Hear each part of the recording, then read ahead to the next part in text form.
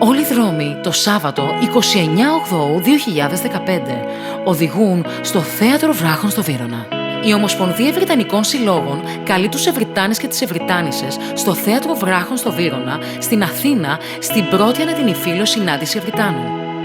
Το Σάββατο 29 Αυγούστου και ώρα 6 μετά μεσημβρίας ανταμώνουμε όλοι στο Θέατρο Βράχων στο Βύρωνα.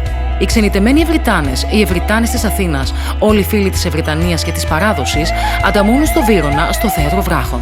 Γράφουμε όλοι μαζί την πρώτη σελίδα σε ένα αντάμωμα που θα γίνει το κορυφαίο παγκόσμιο αντάμωμα κάθε καλοκαίρι στην Αθήνα. Και αυτό αξίζει να το ζήσουμε όλοι μαζί. Θα χορέψουν τα χορευτικά των Ευρυτανικών Συλλόγων και η εκδήλωση θα κλείσει με παραδοσιακά τραγούδια της πατρίδος μας. Σας περιμένουμε όλους!